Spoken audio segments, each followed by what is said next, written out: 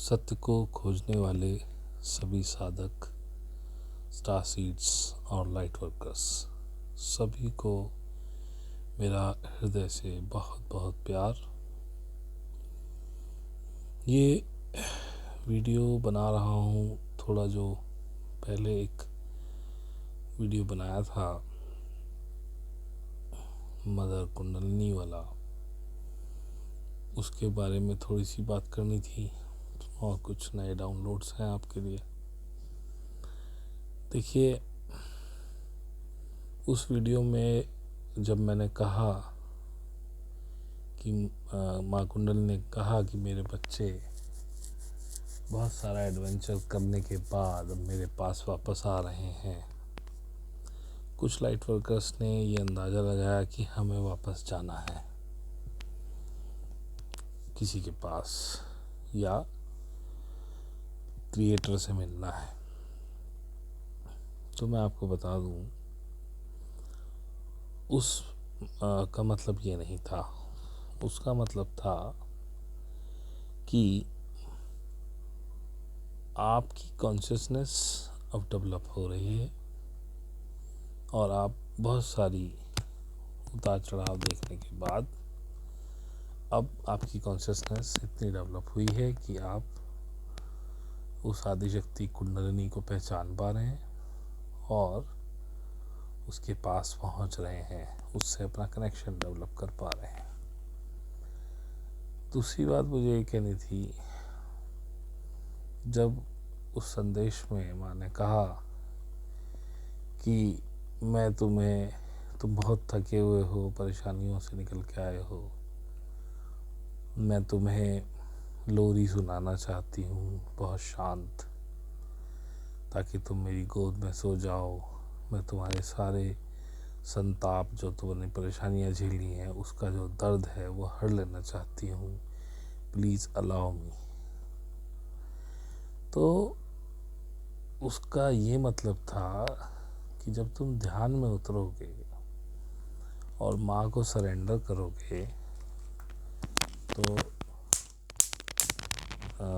उसके बाद क्या होता है, जैसे मेरे साथ भी ये हुआ, जब तुम अपने जिन लोगों ने तुम्हारे साथ गलत किया है, जो तुम्हें लगता है, वैसे तो गलत सही कुछ होता नहीं, सब सही होता है, लेकिन हमें लगता है ऐसा, हमारी कॉन्शियसनेस ऐसी है, हमें भी लगता था। तो जब तुम उन्हें माफ़ करोगे कि चलो ठीक है, जो किया सो किया, ताकि तुम्हारे मन मस्तिष्क में, हृदय में शांति बन सके, क्योंकि जब तक तुम माफ़ नहीं करोगे तब तक तुम्हारा हृदय, भावनाएं कलुषित रहती हैं, वो डार्क मैटर तुम्हारे अंदर भरा रहता है।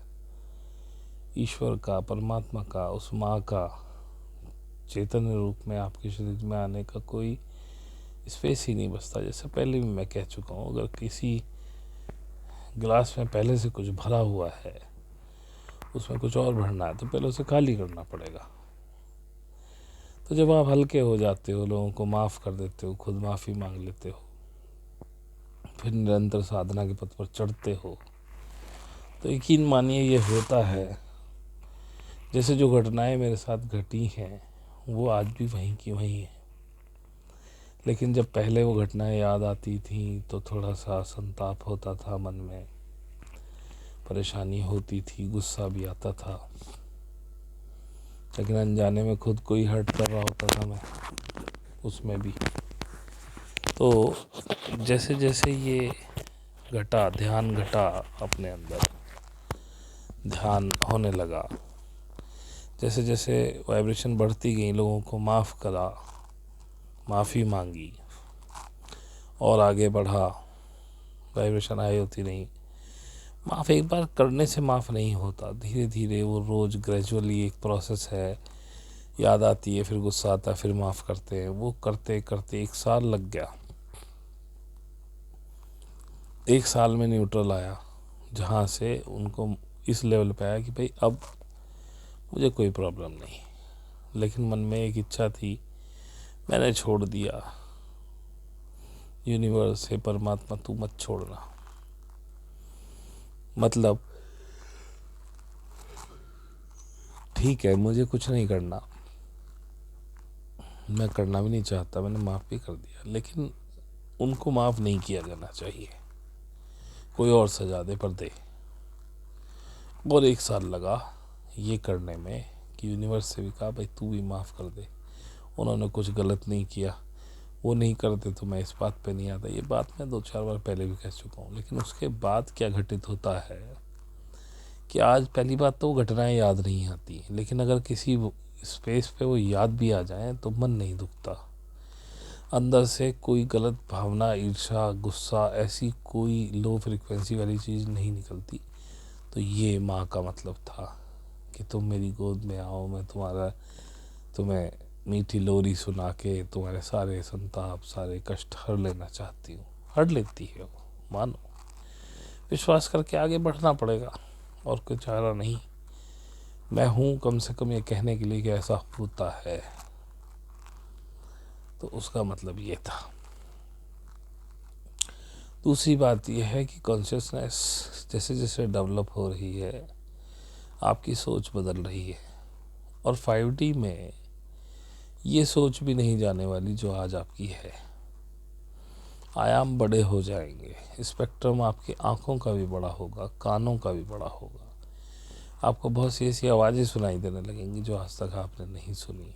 आपको ऐसी बहुत सारी चीज़ें, ऐसे बहुत सारे रंग दिखाई देने जाएंगे जो आज तक आपने देखे ही नहीं। और जो 3D के लिए सच था वो सच 5D में बदलने जा रहा है। जैसे 3D के लिए सच है कि मैक्सिमम 100 तक भी बहुत कम लोग पहुंच पाते हैं, लेकिन फिर भी ऐसे लोग हैं जो 100, 110, 120 साल तक जिए हैं। ऑन एन एवरेज 90 पकड़ लेते हैं। वैसे तो नॉर्मली अब इतना कोई जीता नहीं। ये 3D के लिए सच है, लेकिन 5D के लिए सच ये है कि आपकी कोई उम्र ही नहीं है, क्योंकि वहाँ पे समय एक सीधी रेखा में नहीं चलता है। आप हमेशा भूत, भविष्य और वर्तमान तीनों समय एक साथ देख सकते हैं। सारी घटनाएं एक साथ घट रही। आपकी कॉन्शियसनेस इतनी डेवलप हो जाएगी कि आप ब्रह्मांड की कॉन्शियसनेस से मिल जाएंगे। आपकी पृथ्वी जो अभी एक आइसोलेटेड प्लैनेट है गैलेक्सी में, इसको गैलेक्सी के और प्लैनेट्स के साथ इसको कोई कम्युनिकेशन करने की इजाज़त नहीं। वो बैरियर्स हट जाएंगे, आप गैलेक्सी का पार्ट होंगे। इंट्रा गैलेक्टिक कम्युनिकेशन होगा आपका, वहाँ पे आना जाना होगा। इंटर गैलेक्टिक कम्युनिकेशन होगा, ट्रैवल भी होगा। ये कंसेप्ट ही ख़त्म हो जाएगा कि हम मरते भी हैं।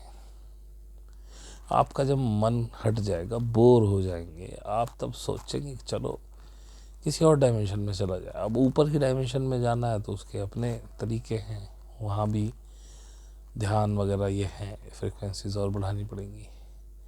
नहीं तो आप ही फिर कोई 3D का प्लैनेट होगा जो ऑलरेडी बन चुका है गैलेक्सी में, फिर आप वहाँ जाएंगे, फिर एसेंशन का पार्ट बनेंगे। तो बहुत सारी चीज़ें जो 3D में, जैसे कि हम क्रिएटर में मिल जाएंगे और फिर हम वापस जन्म नहीं लेंगे, ये 3D के प्लैनेट के लिए, 3D की कॉन्शियसनेस के लिए तो ठीक है, लेकिन 5D में ऐसा कोई कॉन्सेप्ट ही नहीं है। क्योंकि आपका जो इंस्टेंस सोल का बन गया है ये कभी ख़त्म नहीं होगा। ये सच्चाई है। ये भी मैं भी बहुत दिन तक यही विश्वास करता रहा कि भाई सहस्रार पे जाऊंगा, पहुंच जाऊंगा तो फिर जन्म मरण से छुट्टी हो जाएगी। ये सच है, जन्म मरण से छुट्टी हो जाएगी, क्योंकि मरेंगे आप होंगे ही नहीं कभी भी। और जब आप मरे ही नहीं तो जन्म कैसे लेंगे?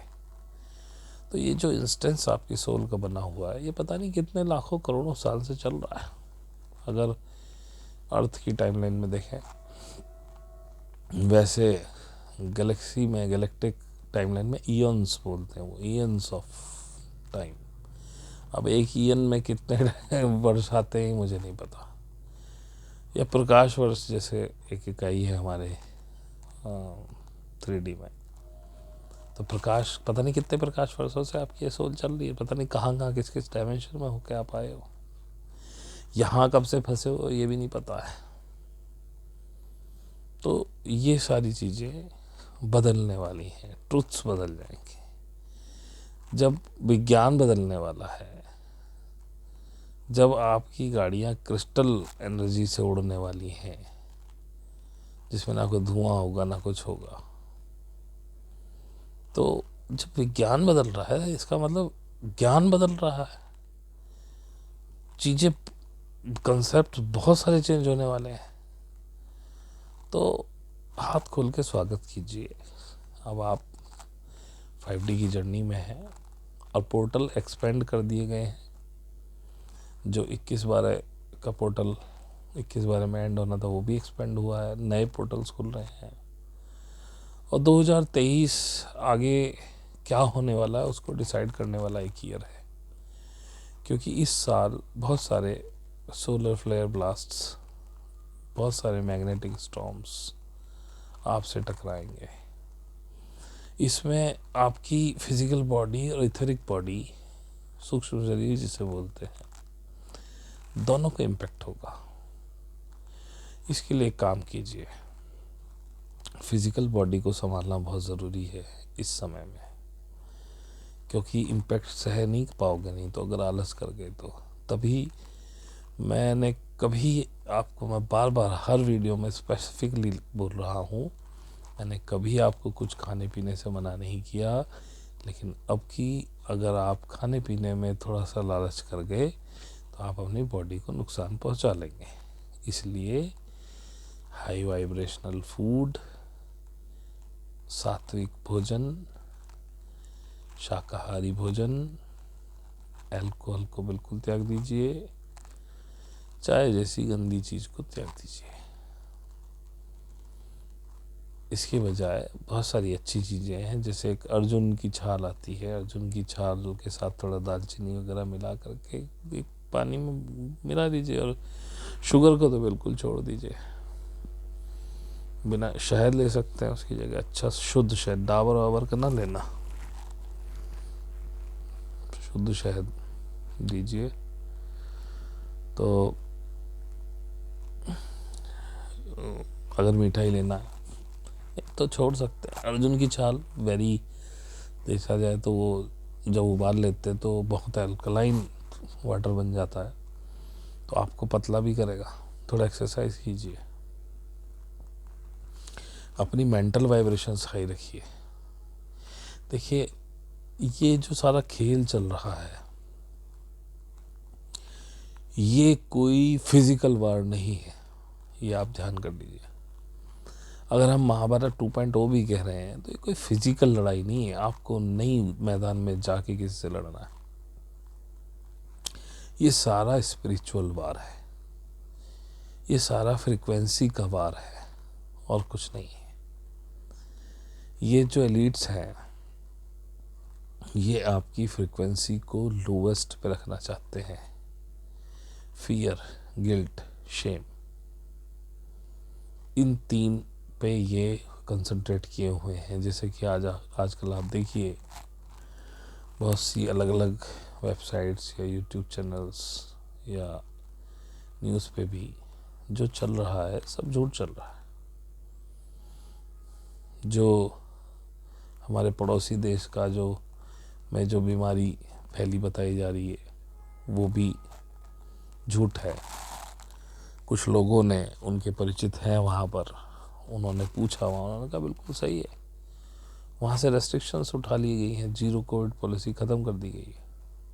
वो करें यहाँ सब कुछ नॉर्मल है, यहाँ कोई प्रॉब्लम नहीं है। लेकिन पता नहीं कौन सी ज़माने के चित्र लगा करके क्या क्या चलाया जा रहा है। उसके बाद जो यूरोप का, यूएसए का जो स्नो स्टॉर्म का चल रहा है उसमें भी आप ज़्यादा मत जाइए। आप जैसे बफेलो और न्यूयॉर्क और नियाग्रा, ये सारा चल रहा है जापान का, मैंने केवल गूगल पे जाके उनके करंट टेम्परेचर देखे, करंट वेदर देखे, नॉर्मल है। न्यूयॉर्क में बताया जा रहा है कि -35 -45 पहुंच गया और गाड़ियों के ऊपर तक बर्फ़ दिखाई जा रही है, दैट इज़ रॉन्ग। वो कह रहे वहाँ 1 डिग्री टेम्परेचर चल रहा है, 0 to 1, वो नॉर्मल है, इतना आ जाता है। यूके का बता रहे हैं, मेरा दोस्त है वहाँ पे, मैं यूके की कंपनी के लिए काम करता हूँ, मेरी रोज़ बात होती है, वहाँ कोई प्रॉब्लम नहीं है। आज भी बात हुई, अभी थोड़े कुछ घंटे पहले ही, वहाँ कोई प्रॉब्लम नहीं है। कैओस बनाया जा रहा है ताकि आप फियरफुल हों। तो मेरे भाइयों, किसी भी न्यूज़ पर आँख बंद करके विश्वास मत करो। ये समय बड़ा अजीब है। मैं तो कहता हूँ मेरी बात पर भी आँख बंद करके विश्वास ना करो, दिल से पूछो, दिल को अच्छी लगे तो मान। अपने आप सुनते सुनते आपको रिजोनेट करता है दिल, अंदर से आवाज़ आती है ये ठीक बोल रहा है। तो किसी पे भी आँख बंद करके विश्वास ना करो। जो भी कोई चैनल्स वगैरह जो भी ये फेक न्यूज़ फैला रहे हैं, थोड़ा अपनी दिमाग लगाओ, अपनी वाइब्रेशन डाउन ना करो, नाउ मोमेंट में रहो। दूसरी बात बताता हूँ, अगर आपने कहीं कोई इन्वेस्टमेंट किया हुआ है, शेयर मार्केट या कहीं भी, बेटर है, देखो मेरी सलाह है, लेकिन करना वो जो तुम्हारे दिल को अच्छा लगे। मैं सिर्फ अपनी बता रहा हूँ। जैसे मैंने अपनी LIC FD सब ख़त्म कर दी है। क्यों ख़त्म कर दिए? अब मुझे कोई टेंशन नहीं है। LIC डूबे, बैंक डूब जाए, मुझे कोई फ़र्क नहीं पड़ रहा। शेयर मार्केट में मैं पहले से भी नहीं था।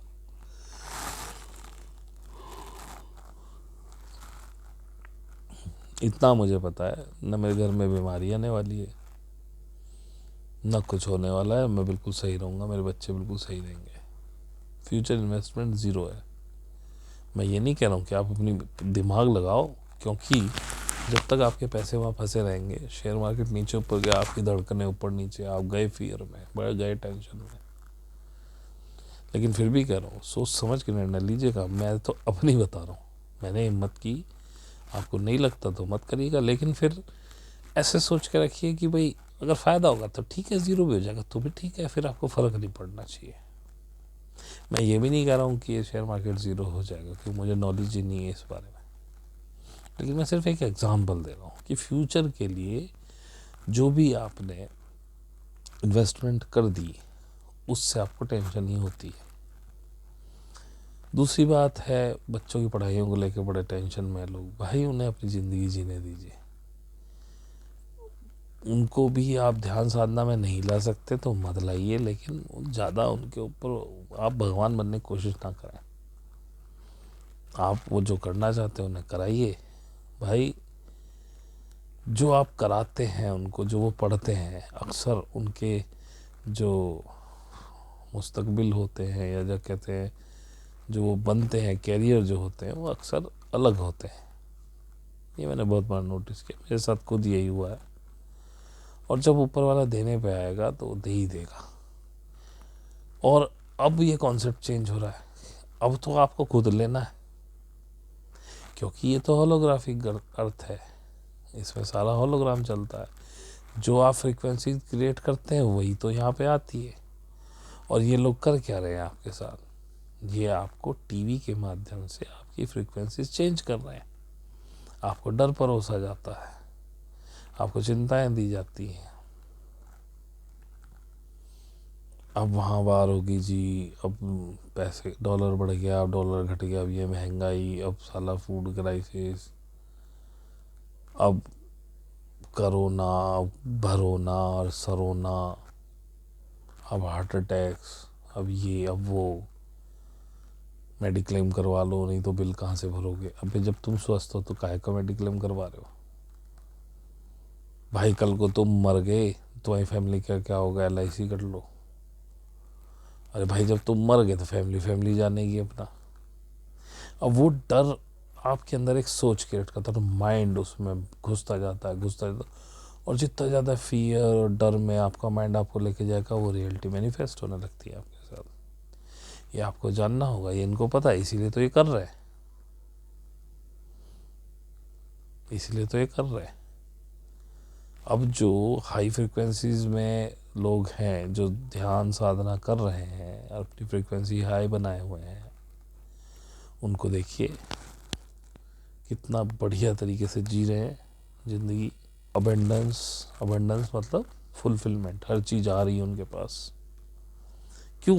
क्योंकि मैं अपनी पर्टिकुलर बताऊँ, मैं कुछ सोचता ही नहीं हूँ, कुछ भी नहीं सोचता हूँ, ना मैं कुछ मांगता हूँ, मुझे ज़रूरत ही, मुझे लगता है सब कुछ तो है मेरे पास। आनंद में जीता हूँ, हर समय मैं एक आनंद के झोंके में रहता हूँ। तो जब ये फ्रीक्वेंसी मेरी बॉडी एमिनेट करती है, यूनिवर्स देखता है, अरे इसको ये तो आनंद पसंद कर रहा है। अब आनंद एक ऐसी फ्रीक्वेंसी है, इसमें सब कुछ आता है अपने आप। देखिए, आपके पास पैसा नहीं है तो आप आनंद नहीं ले सकते, खाना नहीं है तो आप आनंद नहीं ले सकते, आपके पास बिजली नहीं है, आपके पास संसाधन नहीं है, जैसे एसी नहीं है या कूलर नहीं है या हीटर्स नहीं है, वार्मर्स नहीं है, अच्छे कपड़े नहीं है, जूते नहीं है, तो आप आनंद नहीं ले सकते। स्वास्थ्य अच्छा नहीं है तो आप आनंद नहीं ले सकते। आपका कोई करीबी बीमार है तो आप आनंद नहीं ले सकते। आपके बच्चे परेशान है, आप आनंद नहीं ले सकते। तो जब आप आनंद आपको यूनिवर्स देने लगता है तो वो आपको सब कुछ देने लगता है। इवन आपके घर वालों के, बच्चों की, आपके बस जो जिनसे आपके बहुत क्लोज रिलेशंस है, उनकी हेल्थ वेल्थ सब सेट हो जाती। अब सोचिए, आपकी मान लीजिए आप अगर लेडी हैं, आपकी मदर है, फादर है, अक्सर लेडीज़ का अपने मदर फादर से काफ़ी ज़्यादा अटैचमेंट होता है, होना भी चाहिए। 20, 22, 25 साल, आप 28 साल उनके पास रह के आए, उन्होंने पाला पोसा बड़ा किया। अब अगर उनके घर में कोई परेशानी है, मान लीजिए पैसा नहीं है या वो बीमार है, तो आप घंटा आनंद ले लोगे। या आप जेंट्स ही हैं, आपको अपनी मदर से या ब्रदर से या बहन से बहुत प्रेम है, मान लीजिए आपकी बहन से बहुत प्रेम और उसके घर में कुछ कलेश चल रहा है, कुछ भी लेके, तो क्या आप आनंद में रह लोगे?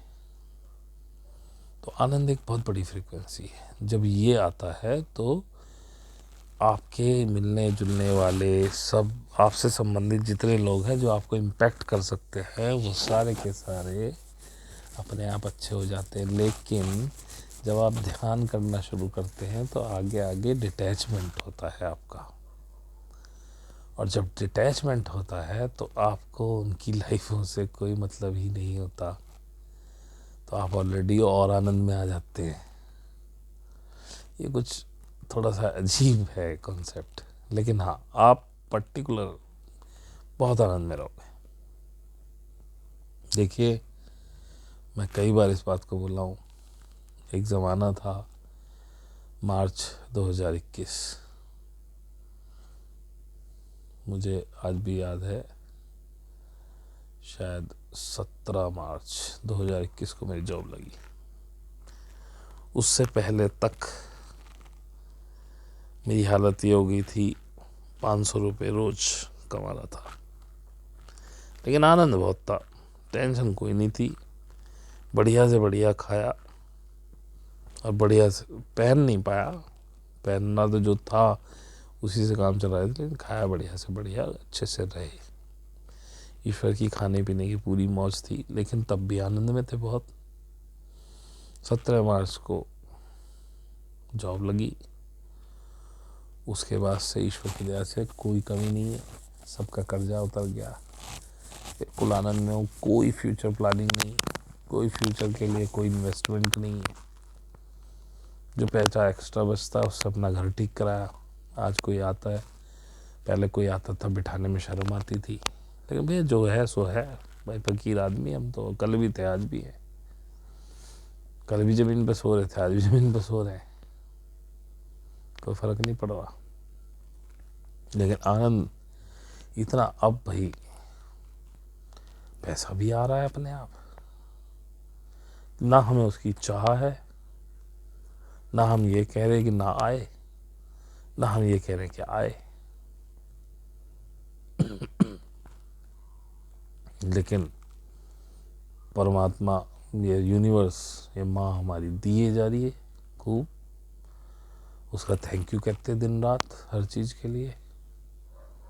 कभी कभी याद आता है, कल कुछ सामान लेने गया बाज़ार में, कुछ ऐसा सामान था जिससे कोई इम्पैक्ट नहीं होता, पर ले आया कि चलो ये भी होना चाहिए, तो थैंक्स कह रहा था अंदर अंदर कि देखो माँ क्या से क्या कर दिया। कहाँ 10 बार सोचते थे 100 रुपये खर्च करने में, आज कुछ है ही नहीं। आपको एक बात बताता हूँ, बड़ी अच्छी किस्सा याद आ गया। जब उसी समय की बात कर रहा हूँ, 2020 दिसंबर की बात है ये, शायद नवंबर या दिसंबर की। तो हाथ तो तंग चल ही रहा था, मतलब तंग भी क्या, सब आनंद चल रहा था, लेकिन मतलब कुछ बच नहीं रहा था, नेक टू नेक रोक चल रहा था। हम बाज़ार में अपने होटल के लिए सब्जी खरीदने के लिए, एक गरीब औरत आई, 2 थी, उसके हाथ में बच्चा था। बोले जी कुछ पैसे दे दो। मैंने कि क्या करना है? बोले मेरे बच्चे को बुखार है। मैंने हाथ लगा के देखा, वास्तव में बुखार था। मैंने कहा भाई पैसे तो नहीं देंगे, चल तो डॉक्टर के ले जाए। बोले हाँ जी, मेरे तो इलाज करा दो मेरे बच्चे का। गरीबी थी वास्तव में। ले गया मैं डॉक्टर के पास। डॉक्टर अपने परिचित थे। मैंने कहा अंकल जी इलाज कर दो इसका। और उन्होंने देखा तो उन्होंने कुछ दवाइयाँ दी, कुछ बिल बना मेरे ख्याल में 300-400 रुपये का।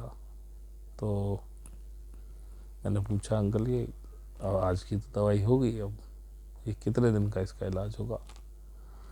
उन्होंने कहा बेटा कम से कम 5 दिन दवाई चलेंगी। मैंने कहा ठीक है।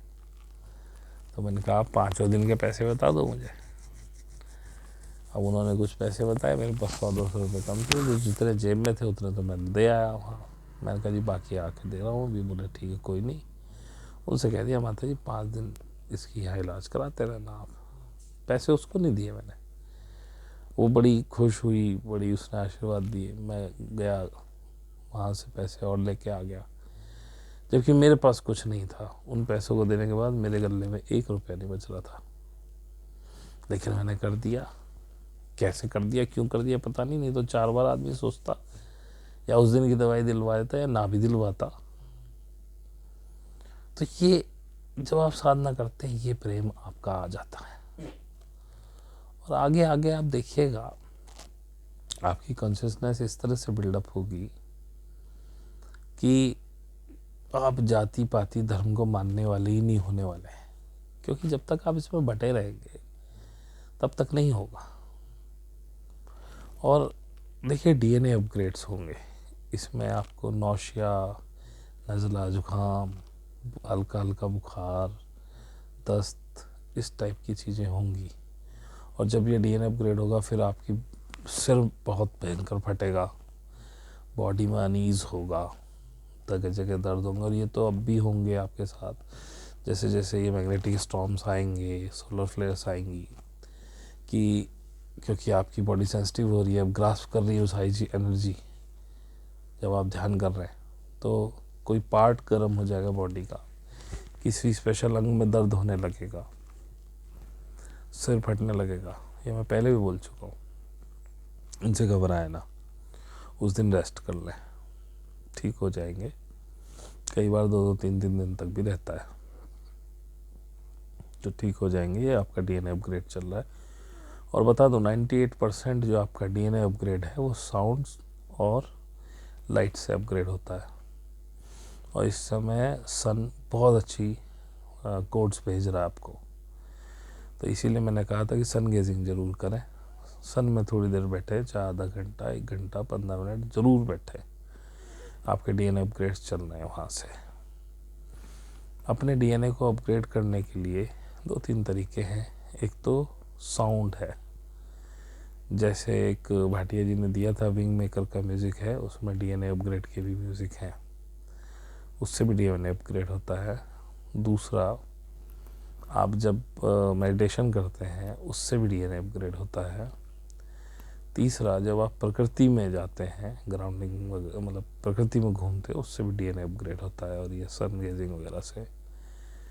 तो आप इसमें जो जो तरीके अपना सकें वो अच्छे हैं। ध्यान तो करते ही रहें, क्योंकि ध्यान के बिना ये कॉन्शियसनेस आपकी डेवलप होनी ही नहीं है 5D के हिसाब से। और ये मैं पहले ही बता चुका हूँ कि 5D कोई अलग से कहानी नहीं है। जैसे कि आप समझें, कुत्ते और बिल्ली को देखें तो आपको सबको पता है वो स्पिरिट्स देख सकते हैं, उनका आँखों का स्पेक्ट्रम हमसे ज़्यादा है। तो आप एक कुत्ते और बिल्ली की नज़र से अगर इस समाज को देखें तो उन्हें कुछ अलग ही दिखता होगा। एक एग्जाम्पल के तौर पे कहता हूँ, जैसे कहते हैं कि जी पीपल के पेड़ पे भूत रहते हैं, वैसे मैं इनमें ज़्यादा मानता नहीं हूँ, लेकिन फिर भी एक एग्जाम्पल के लिए कह रहा हूँ। तो एक कुत्ता जब या बिल्ली एक पीपल के पेड़ को देखती होती है तो कैसा लगता होगा उसे, लेकिन आपके लिए तो वो पेड़ है। और इसी अर्थ पे, उसी सेम फिजिकल मोमेंट में दो लोगों को अलग अलग चीज़ें दिख रही हैं। कुत्ते बिल्ली के लिए वो है लोकेलिटी और आपके लिए दूसरी लोकेलिटी है। तो ऐसे ही ये ये जो पैरेलल अर्थ की बात कर रहे हो, पैरेलल अर्थ नहीं है, पैरेलल कॉन्शियसनेस है, पैरेलल स्पेक्ट्रम है। आपका सत्य को देखने का नजरिया, आपको चीज़ें जो अब तक आपसे छुपाई जा रही है आपको वो फाइन दिखने लगेंगी, आपको सच और झूठ पे फ़र्क नज़र आने लगेगा। जो 3D कॉन्शियसनेस में है वो तो उस झूठ पे ही चलता रहेगा, लेकिन आपको सच्चाई दिखाई देगी। जैसे कि बहुत से पैनिक कर रहे हैं इस समय हमारे पड़ोसी देश के हालात को देख के, बहुतों में अनजाना डर आ गया है, भाई लॉकडाउन लग जाएगा, जबकि अभी गवर्नमेंट ने कोई ऐसी बात नहीं की है, क्योंकि लॉकडाउन लगाना कोई इतना आसान नहीं है। हिंदुस्तान के अंदर हमारी इकोनॉमी इस बार कुछ नहीं झेल पाएगी, और इतना तो इन्हें चलाना ही पड़ेगा ना देश की, इनकी सत्ता बरकरार रह जाएगा, देश ही ठप हो गया था क्या। लेकिन फिर भी लोग डर रहे हैं। लेकिन जो ध्यान के मार्ग पर हैं, जो हमारे ग्रुप में, उनमें से कितने डर रहे हैं?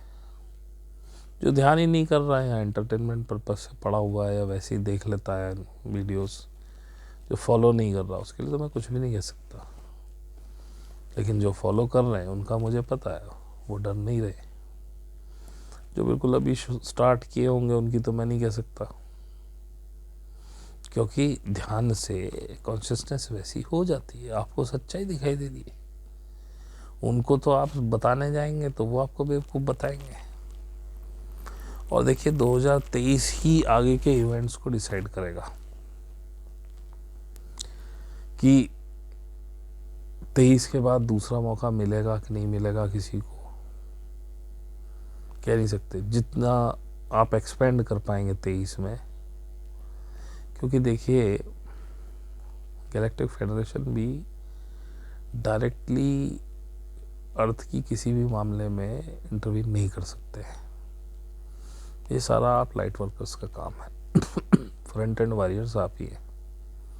हाँ, वो आपको सिक्योर किए हुए हैं, आपको प्रोटेक्ट किए हुए हैं, आप पे सब पे वॉच रखे हुए हैं और आपकी मदद भी कर रहे हैं। तो काम आपने करना है, वो सिर्फ उनको प्रोटेक्शन दे रहे हैं और ज्ञान दे रहे हैं जो अवेकंड है।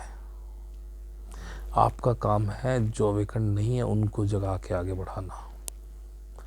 लेकिन ये भी आप झंझोड़ के किसी को नहीं जगा सकते, वेट कीजिए, उनके लिए भी एनर्जीज आ रही हैं, लेकिन जब वो जगेंगे तब उनको सही पाथ पे लाना, ये सब सिखाना, ये आपकी जिम्मेदारी है। इसी के लिए आप आए हैं, मदर अर्थ को चैतन्य देना, उसको उसके कोर में अपनी लव लाइट भेजना, उसके लिए मैनिफेस्ट करना। क्योंकि जितनी अच्छी एनर्जी में, जितने अच्छे विचारों में आप रहेंगे, मदर अर्थ वैसी ही बनती चली जाएगी। तो सारा का सारा होलोग्राफिक प्रोजेक्शन है जो आप एनर्जी लेवल पे सेट कर देंगे। उसके बाद आप देखिएगा जब ये सारा शिफ्ट हो जाएगा, यूनिवर्स कितना वास्ट और कितना सुंदर है, आपको एक एक चीज़ दिखाई देगी। और आपके लिए मैं बता दूं, गैलेक्टिक फेडरेशन की मार्स पे रहने वाले जो लूसिफेरियन लोग हैं, जो नेगेटिव बींग्स हैं, उनसे ट्रीटी साइन हो चुकी है और वो एग्री हो गए हैं कि वो अर्थ में इंटरवीन नहीं करेंगे अब, लेकिन उसके बदले उनको मार्स पे रहने दिया गया है। उन्होंने कहा कि हाँ मार्स पे रहने दिया जाए लेकिन हम अर्थ पे इंटरवीन नहीं करेंगे। तो वो ट्रीटी इनकी साइन हो चुकी है। तो अभी मार्स से कोई नेगेटिविटी इधर नहीं आ रही है। एलिट्स के लिए एक और नया झटका है, क्योंकि अब उनको जो हेल्प मिल रही थी मार्स से वो भी ख़त्म हो गई। तो देखिए दिसंबर पूरा होने को है, 2-3 दिन बचे हैं। तो अब मुझे लगता नहीं कि येलोस्टोन को नुकसान होगा, और ऐसे ही टाइमलाइन चेंज करते जाएंगे यहाँ पर हम। लेकिन हम मैनिफेस्ट में बंद नहीं करेंगे। जो हम मैनिफेस्ट है उसमें वो ऑलरेडी प्रोटेक्शन है सारी। ये सोच के कि हम जीत तो गए हैं, लेकिन अभी हम जीत की ध्वजा, वो परचम नहीं फैलाया। तो ये मेरे पास था, तो मैं आपको बता दूं कि नेगेटिव जितने भी एलियंस थे यहाँ, ड्रैकोस वगैरह, सबको रिमूव पहले से ही कर दिया गया था। डीप अंडरग्राउंड मिलिट्री बेसिस सब अब बेनोवेलेंट ईटीज़, जो कि अच्छे ईटीज़ हैं, उनके कब्जे में है। और जो थोड़ी बहुत इनको हेल्प मिल रही थी वो भी ख़त्म हो गई हैं।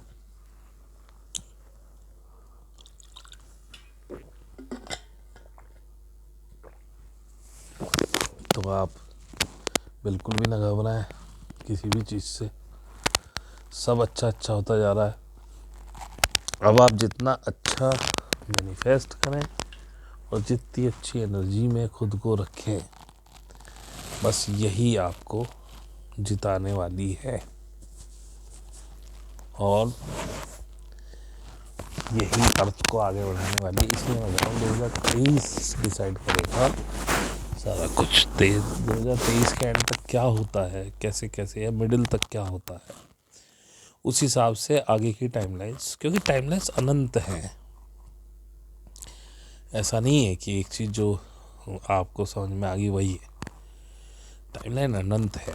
आप चूज़ करेंगे आपको कौन सी लेनी है। आप जितना तेज़ी से आगे बढ़ते जाएंगे टाइमलाइन शिफ्ट होती चली जाएंगी। हो सकता है क्योंकि टाइमलाइन श्रिंक तो हुई है, तो जो ग्रेट सोलर फ्लैश है, जो कहीं 27-28 के जाके प्लान थी, वो हो सकता है 25 में आ जाए, हो सकता है 24 में आ जाए, क्या भरोसा, 23 में भी आ जाए, क्या भरोसा। ये तो डिपेंड करेगा कि हम और आप कितना तेज़ी से आगे बढ़ रहे हैं। तो ये फ्रिक्वेंसी का वार है।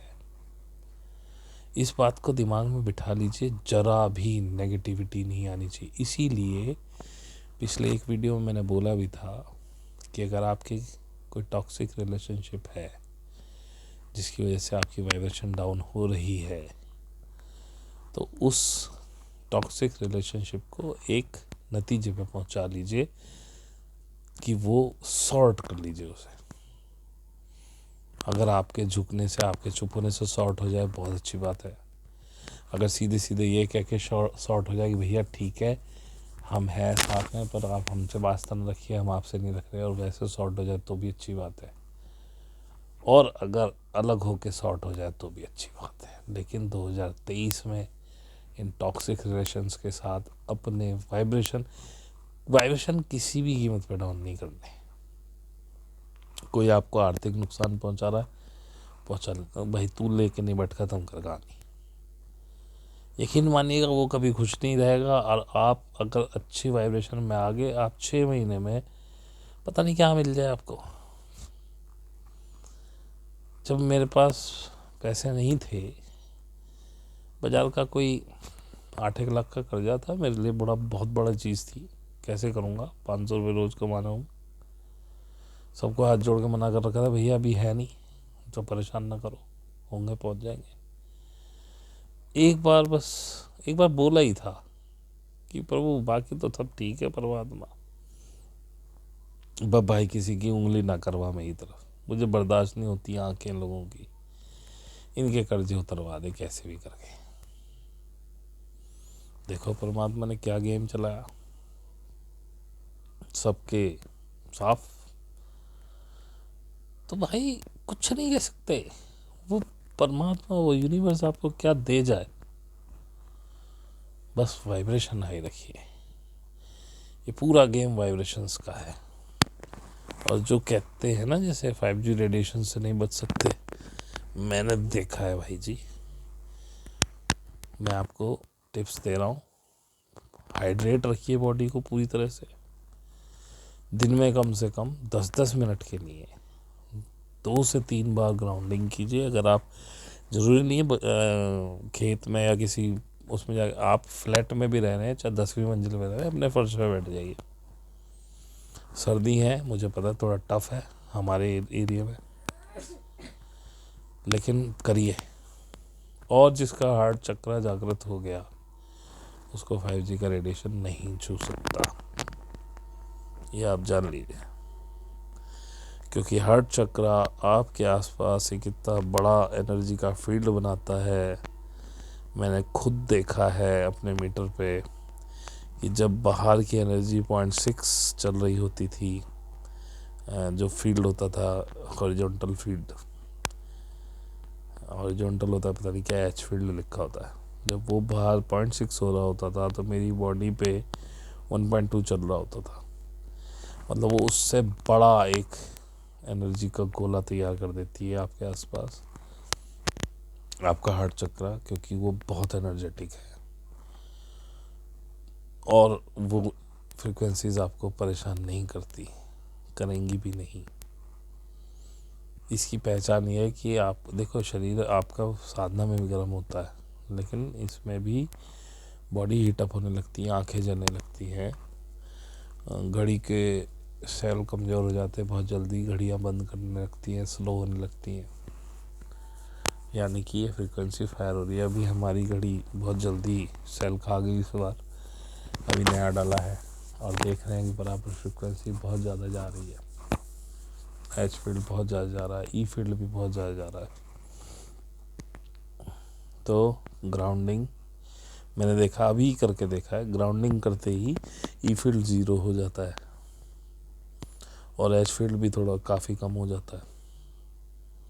लेकिन प्रॉब्लम ये है कि सर्दियां हैं, अभी सब नीचे बैठने, बॉडी ठंडी लग रही है, लेकिन हम करते हैं फिर भी ग्राउंडिंग जितनी हो जाए हमसे। हाइड्रेटेड रहिए और डरिए मत, परेशानी कहीं नहीं आने वाली आपको। बार बार आपको कह रहा हूँ, तो किसी कारण से कह रहा हूँ कि हाई वाइब्रेशनल फूड खाइए, ये करिए, वो करिए। तो प्लीज़, जो मानेगा वो फ़ायदा लेगा, जो नहीं मानेगा तो भाई कोई ज़बरदस्ती तो है नहीं किसी के साथ हमारी कि भाई मानिए ही मानिए। तो आई थिंक सो मैं जितनी बातें मुझे करनी थी शायद मैं कर चुका हूँ, क्योंकि अब मेरे दिमाग में कुछ आ नहीं रहा है। क्योंकि मैं माँ को बोल के ही शुरू किया था, मैंने कहा तू बनवा दे जो बनवाना है, 3-4 चीज़ें हैं उनको सही से एडजस्ट करके बता देना। तो भाई अब कुछ है नहीं, तो विदा लेता हूँ आपसे। आपका बहुत बहुत शुक्रिया मुझे सुनने के लिए। जो लोग पूरा सुन रहे हैं और जो फॉलो भी कर रहे हैं, उनका और भी ज़्यादा तहे दिल से शुक्रिया, क्योंकि ये सब कलेक्टिव का काम है। बहुत जल्दी देखिएगा आप एक कॉस्मोस से भी आप कनेक्ट होंगे और आप एक कॉन्शियसनेस पे, एक लेयर पे कनेक्ट हो जाएंगे, सारे के सारे एक हो जाएंगे। आप देखेंगे वो समय भी जब आप एक ही समय में कई जगह पर अवेलेबल होंगे। जैसे मैंने आपको बताया, टेलीपैथी, टेलीपोर्टेशन, लेविटेशन, इस टाइप की शक्तियाँ आपको मिलती चली जाएंगी, सब अनफोल्ड होगा। ध्यान रखिए अपना। तो आप सभी को दोबारा से बहुत प्यार, बहुत बहुत धन्यवाद मुझसे जुड़े रहने के लिए। जो मेरे साथ इस यात्रा में चल रहे हैं, आपके बिना मैं कुछ नहीं कर सकता हूँ, ये धरती कुछ नहीं कर सकती है। आप ही वो वॉरियर हैं जो समय को बदलेंगे और 5D में लेके जाएंगे इस अर्थ को। अपनी शक्ति पहचानिए, हाई वाइब्रेशन में रहिए, खुश रहिए, आनंदित रहिए, नाचिए, गाइए, जो मन करे वो करिए, बस खुश रहिए। बहुत बहुत धन्यवाद।